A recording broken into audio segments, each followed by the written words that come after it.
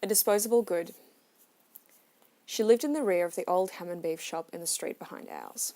Although we shared the same laneway and passed each other regularly on the street, she didn't so much as nod, and kept very much to herself.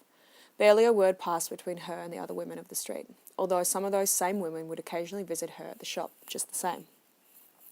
Various women and teenage girls arrived regularly on her doorstep. They came in taxis or were driven by boyfriends, husbands, or other women. They also arrived from the city on the Smith Street tram and walked up the Webb Street hill, sometimes carrying a small brown case while looking around worriedly at her door. If a group of women were sitting in the street and having a drink or playing cards, which they often did on a Saturday afternoon when the men were at the pub, a barrage of almost incomprehensible abuse would overtake the conversation whenever her name was mentioned. She was a mystery. And if there was a mystery to be solved on the street, Emu Bailey was the person to approach. He was a junk man, so far down the scale in his chosen trade that he did not have a truck of his own, and either could not afford to or was too mean to hire a horse and cart from Enright's yard.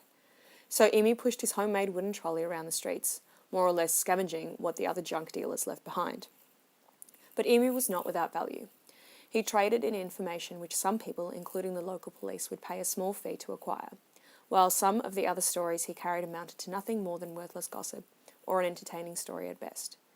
But everybody accepted that no one was better at shifting a story around the streets than Emu Bailey. Emu was struggling with his cart, pushing a load of beer bottles up the hill. I was standing on the corner of our street, sharing a street light with George Carter. He had not spoken to me for weeks after the fight I'd had with him in our backyard.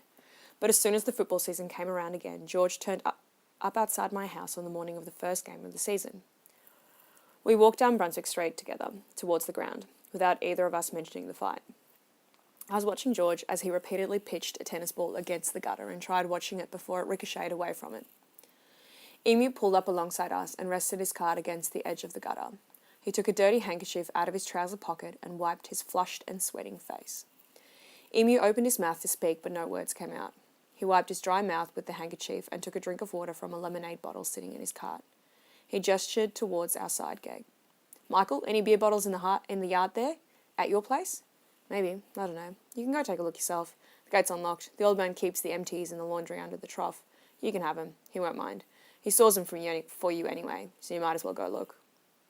George continued to slam the tennis ball into the gutter. The three of us watched as it shot across the road and disappeared down a drain on the opposite corner. Shit. George kicked the edge of the blue stone with the toe of his frayed canvas runner.